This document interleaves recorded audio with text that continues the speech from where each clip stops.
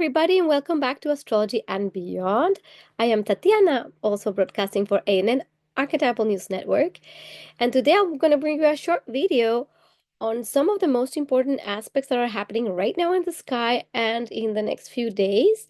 Um, there is something really special that I want to share with you about the energies that are really happening. And just because of my own experience and how impactful this month of February is going to be. And we will be looking at March a little bit down the line. But these 2 months are really crucial in many, many ways in this year. So, well, just to share a little story with you about the energies of the stellium in Pisces that is happening right now. It's like crazy, and you cannot make this stuff up. That's why I wanted to come on camera and more than give you the whole rundown of the whole astrological things is for you to understand how these archetypes just play. So we have right now in the sky, we have a conjunction of Mercury, of the North Node with Neptune in Pisces. We also have Mercury in Pisces. We have Saturn in Pisces. And the Sun will be going into Pisces also at this Wednesday. So this is just like unprecedented because Neptune is exiting Pisces for like a very long time. So we won't be seeing this amount of supercharged Piscean energy of the realms of Neptune and what we will be experiencing as the energies to come and also the things that we are needing to be dissolved in. I talked about the dissolution and how to trust that there's many bigger things coming for us because this is not the time to be trying to figure things out, meaning where is everything? Where does every single little piece of the puzzle fit? Because we can't really figure that out, not under these transits. I think at this moment, what's most important is to tune in. Tuning in means just following what you feel, sense, do muscle testing. Today I was doing muscle testing to make decisions, which sounds kind of like not very Virgo of me. I usually am more logical, try to understand A plus B equals C. How does this work?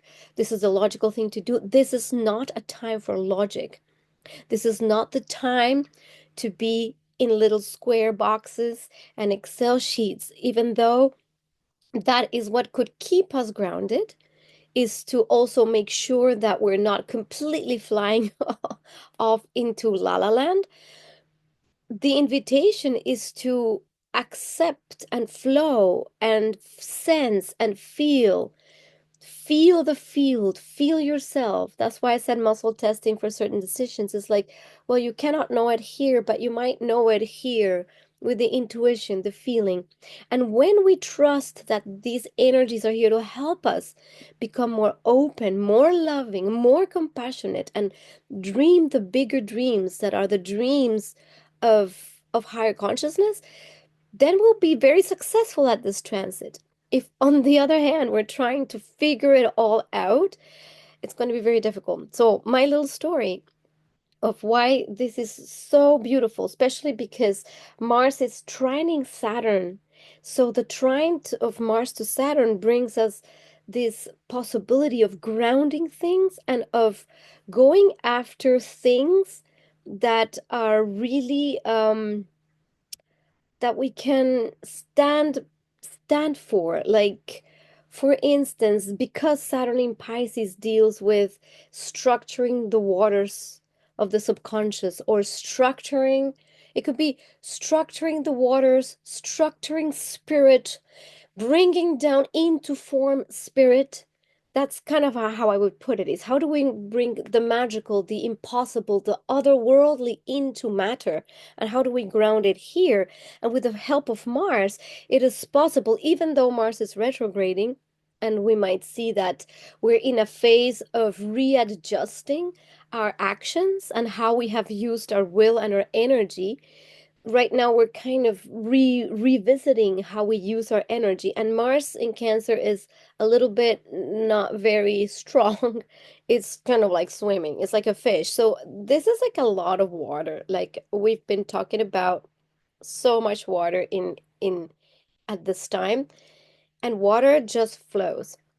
So now the little story of how these archetypes just are just amazing in many, many respects, because the energy of Pisces and the energy of Neptune, it's about the collective consciousness. It's about the oneness of all that is. It's about the trust. It's about deep, deep compassion and love for everything and everyone, including animals, plants, people. It's the dissolution of everything, of all form, into a soup of a collective consciousness, a soup of oneness. So when we allow ourselves to be taken by this soup of oneness into the highest frequency, which is absolute unconditional love, this is the time where reconciliation is possible, where true compassion and seeing each other as humans and being in the world, seeing the suffering of people, uh being with nature, acknowledging everything around us. When we are in that energy, there is immense love that can flow. Conversely, this energy can bring nostalgia of a lost world, depression sometimes with Saturn there.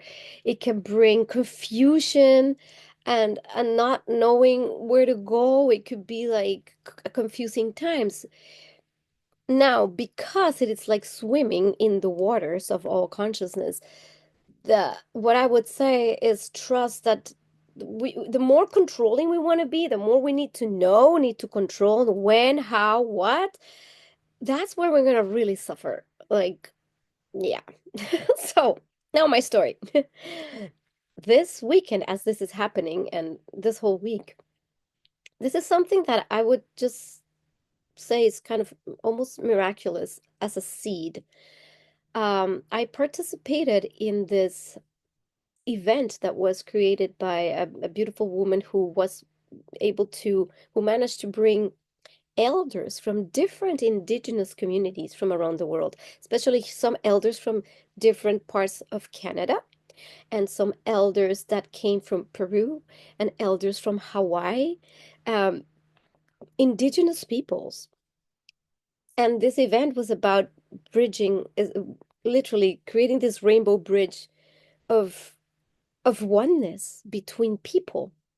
And here I am, in this event where it's this beautiful gathering around food, around wisdom of the elders, um, around literally healing was occurring in this space that I cannot even begin to describe with words, because all these elders were sharing their wisdom, and from so many different parts of the world, almost as though it's the origins of the earth coming together. And knowing that most indigenous people in the planet have been victims of enormous abuse and colonization and like so much grief and pain through like I don't know how long, and I'm saying like many times. Let me get the like out of my speech.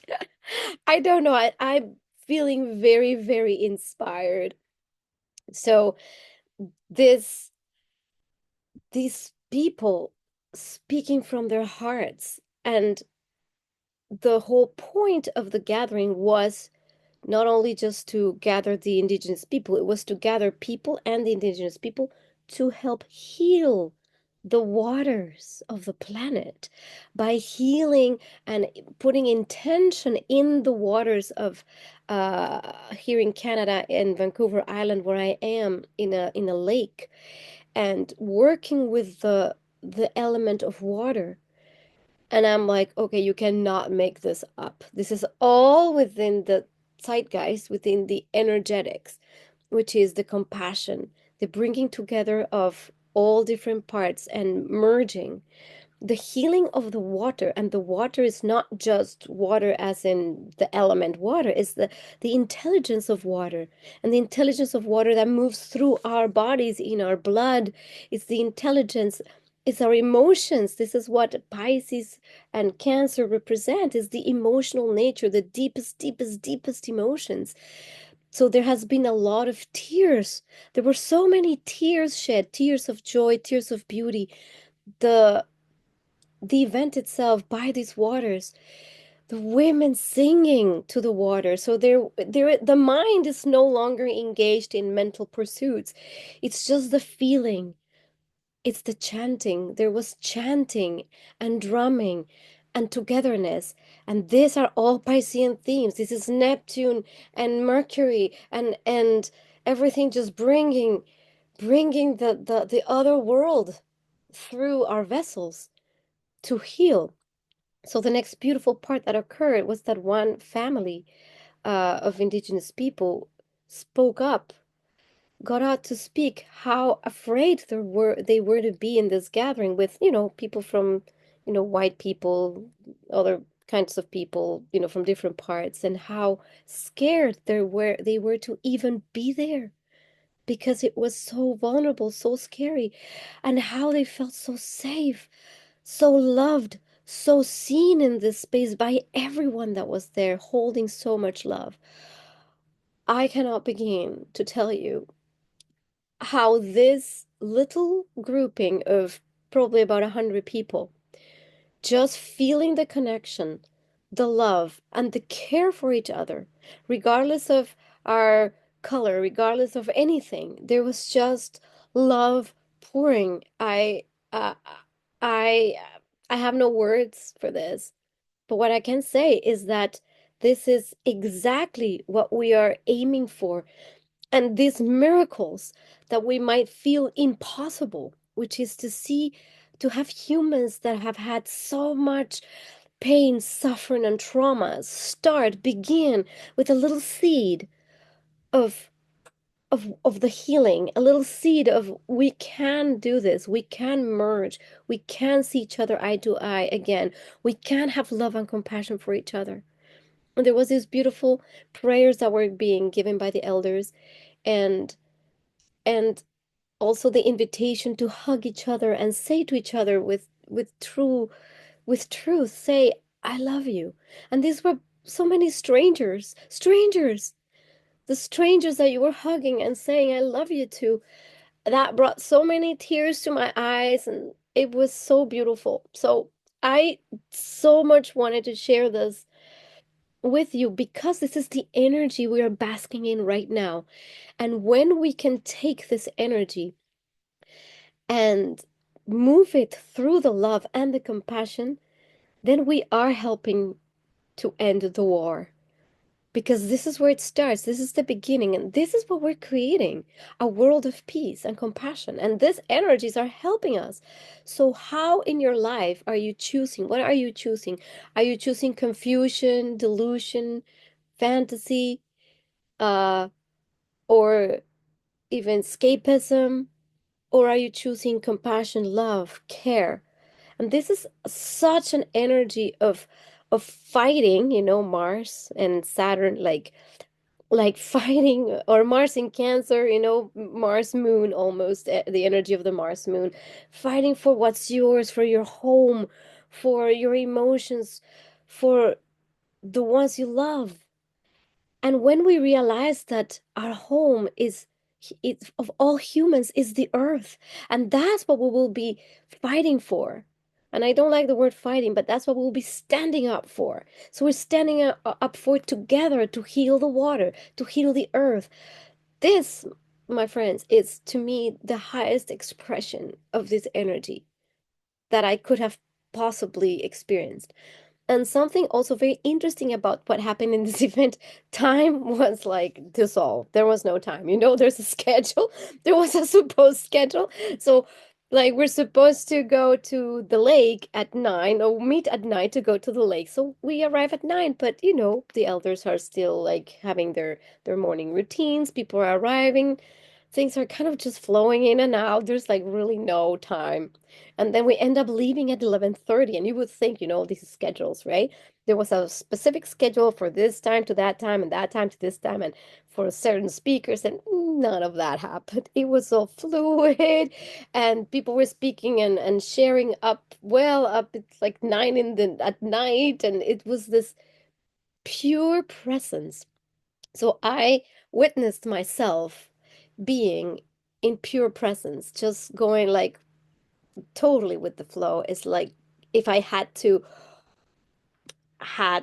been like specific about what time, what, where, how this is not happening at this time. How come this is not happening? I think I would have been very, very, very angry or upset or frustrated.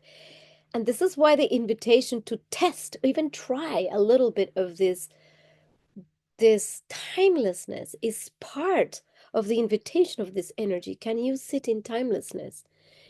Can you sit in pure presence? Can you sit to tune into what you feel is the right next step? Not for your life, but for this next moment. And I feel as though we are getting trained in this energy, trained in how to be super present, super tuned in, and see if we are able to just trust something higher and more divine that guides us and to open our hearts. So if this energy is somehow present in your space, I'd love to hear your comments because I really can't believe how present this energy is for me right now. And obviously, this energy might be more impactful for people that are have Piscean people might be really feeling this is their time where they're feeling the flow, where they feel they're channeling the other worlds, where they feel they can speak magic, you can speak words of light language and or divine chanting or wisdom from who knows where. And then another thing that was happening this week, I got this deep inspiration to start creating. I'm creating a new card deck, the codes of Avalon, and Avalon again is a mythical island. Well, I mean mythical, maybe not that mythical. I've been reading a lot about it and feeling more connected to that essence of the magical, the mystical. And whether or not it is total fantasy, who cares? This is the whole point. Bringing that magic to our world. So by creating this card deck, I'm bringing the codes of the dragons and the unicorns and the fairies and the elementals and all the magic that when we have it in our world that can warm up our hearts and feel that there is something magical that is beyond the mundane, so at least my part, what I'm doing is bringing these mythical things here, grounding them, total Saturn, uh, Mars things, ground, bring things here, do, um, and I'm really excited to see what that will turn out to be because it is truly, truly magical. So that's a little bit on this Pisces energy with Saturn and Neptune and the North Node and this push towards more togetherness and more compassion. So if this is you and you are feeling, if you're somebody who really needs to have everything under control, this is going to be very difficult. So let it go. Let's see what happens. What happens when you let go of your schedule and all the things you know you needed to do, and for one moment you tune in, breathe, breathe, and feel what is the next thing that I should be doing because I feel drawn to, and just do this test. And if you don't know how to make a decision, maybe try the muscle testing, push it to see if, or this one, I was trying this one, it's really cool. You ask a question and you would first you pull, and if it doesn't pull apart, it means it's it's like something more in tune with what you would like or your spirit might want to do. And if it kind of pulls apart, it means it has less of a grip. Again, tools and things that are a little bit more out there. But this is the time for the out there, so why not? This is also the time to try, and if you have not tried singing, creating, painting, drawing, chanting, uh, automatic writing, great with Mercury. Um, so if you haven't tried these things out, this is a great time to do this. I feel there's a lot of healing that is possible. Now the other thing that we'll be having this next few days is we're going to have a square of Mercury to Jupiter, and this is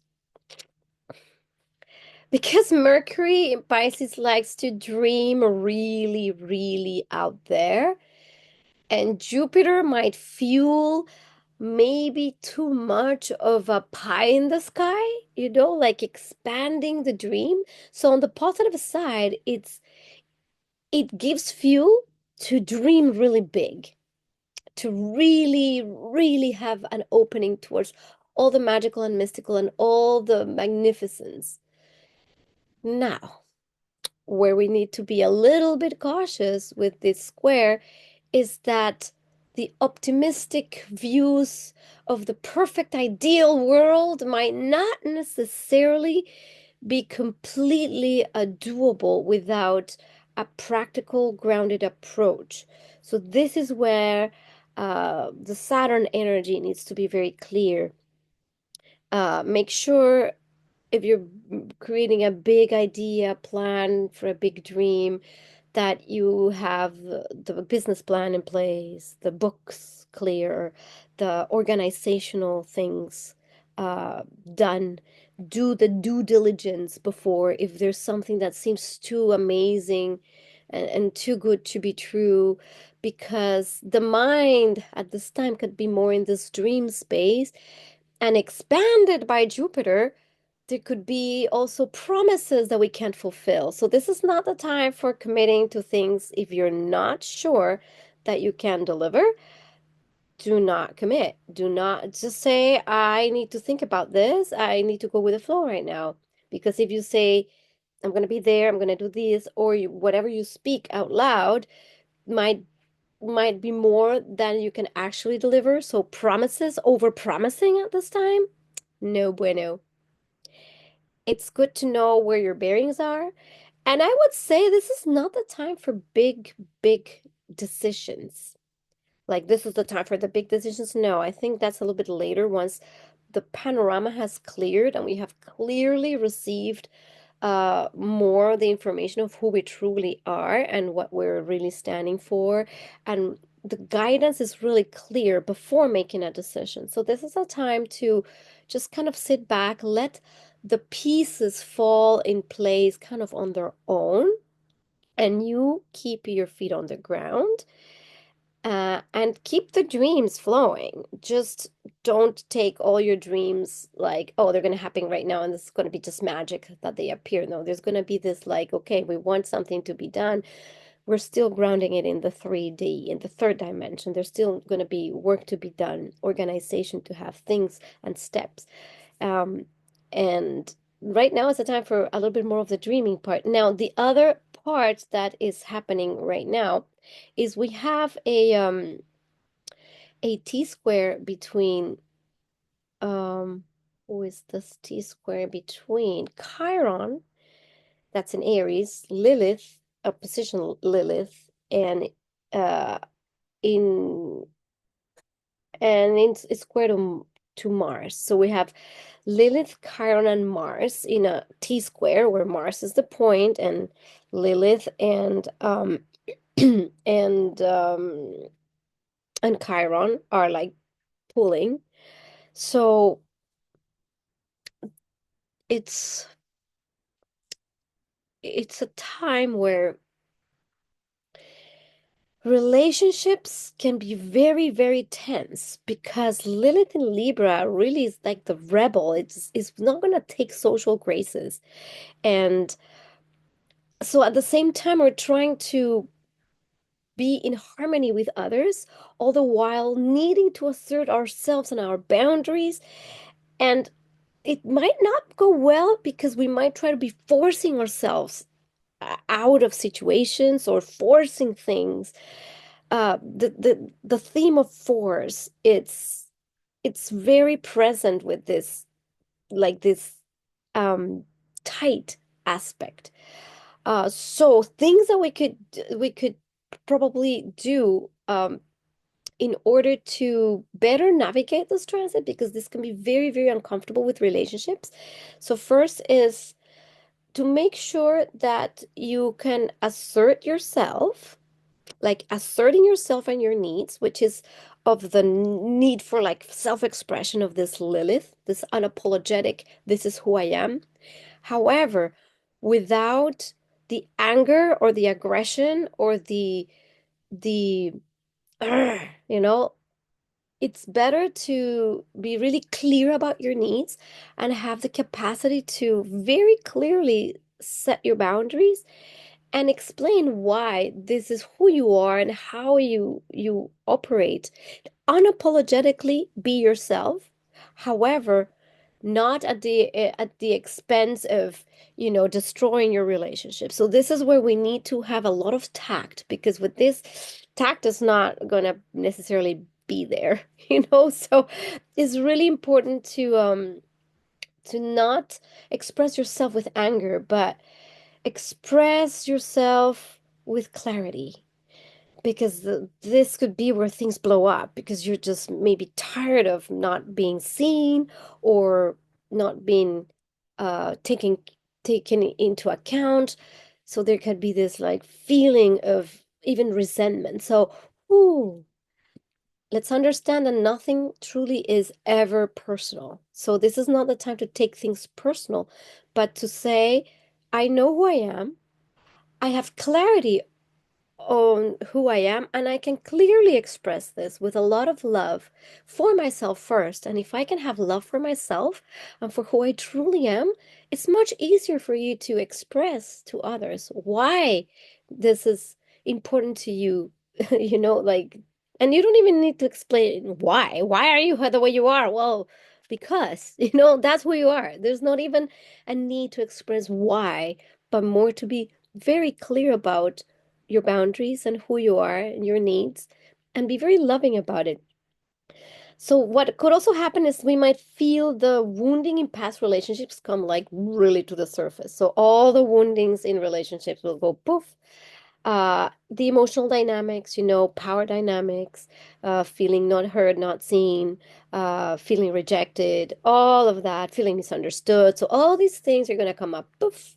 So this is where we have the perpetrators and the victims, and the victims and the perpetrators, and we have this power dynamics all come to the surface so that we can see and heal and respond to this in a way where we can have so much more self-love and self-compassion, because this is part of the energy, is the self-love and self-compassion are going to be much more prominent at this moment, and so important at this time to realize what that truly means, what truly means to have self love and self-compassion. It doesn't mean um, that we don't care about other people, not at all. It just means that we understand truly and deeply who we are, our needs, and our values.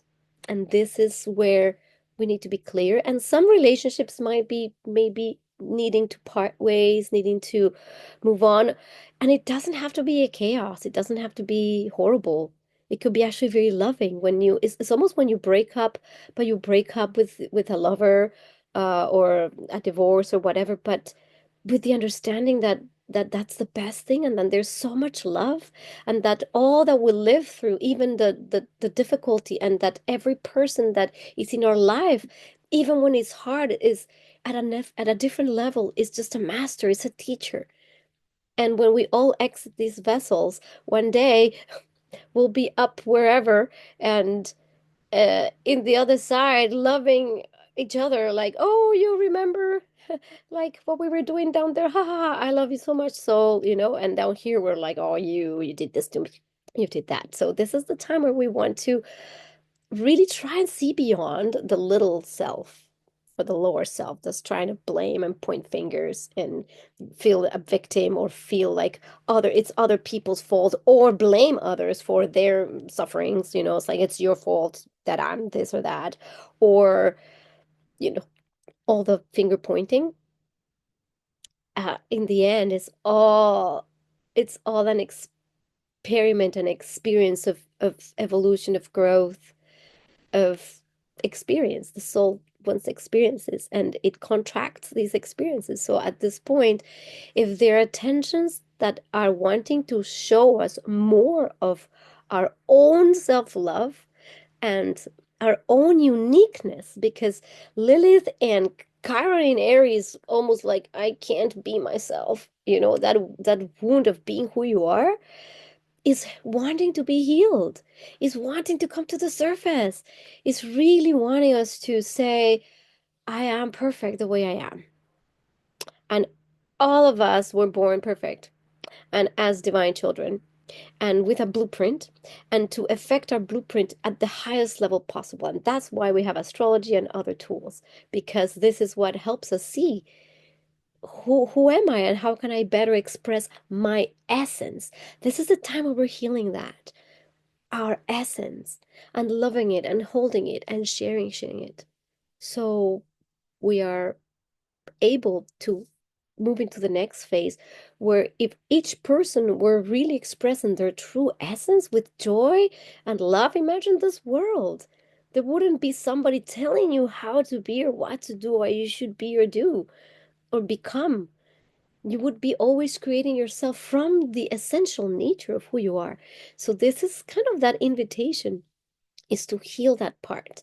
And when you have been like if you felt hurt or not seen or not recognized, well, give yourself that that recognition. It's funny because today I was at the dance school, like looking at a trophy that we kind of won last year in a dance, and it's like we're commenting, oh, this is like a plastic trophy, haha. So we're just like laughing, and I say, well, these days you can, if you want to get yourself a medal, just like go on Amazon and order like a medal. There's for sure like medals for things, and just give yourself a medal for succeeding in life, give yourself that medal. Don't wait for others to give you the trophy or the medal.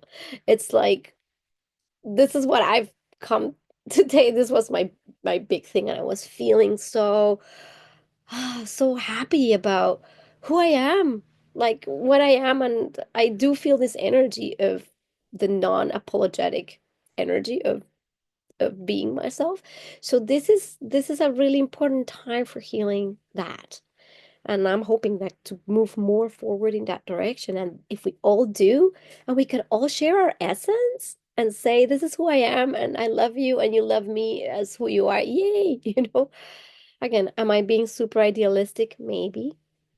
But in the end, it's better to be more positive than not. And I know the square to Mercury and Jupiter might make us like super optimistic, but in the end, it's better to have optimism and raise your vibration than not. So, worst comes to worst, we created pies in the skies that we're not going to get to eat, but at least we put some energy of hope and positivity out there.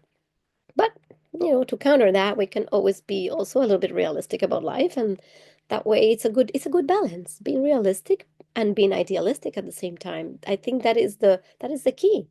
Bringing the ideals, the true ideal and the true spiritual ideals into form with, what we actually have here, the limitations of the form. Am I going to be successful? Hopefully. I'm also struggling a lot with that right now, and needing to really tone down my idealism a little bit, but hoping that that can be somehow answered by the universe. So that's that. I love you. I will see you a little bit later. Right now, I'm in Piscean mode, jumping in whenever, just winging it, allowing the channeling to come through. If you like this video and feel this is helpful for anybody, please feel free to share it. And I love you. And also subscribe, tap the little bell that helps the algorithm to find my videos. And I love you. And I'll see you very, very soon. I'm also going to be before I go, I have another channel, Tatiana's Spiritual Toolbox, where I have a lot of guided meditations. So at this time, if you feel like you need something to guide you, to, to give you a little peace, a little break, jump on that channel. I will link I will link it in the description below, so you can see some of the meditations. I might be starting to put many more up again. I feel very called to do that. So you have tools. That's why it's called Tatiana's Spiritual Toolbox, because it gives you lots of tools. All right. I will see you very, very soon with more astro weathers and stories. Bye.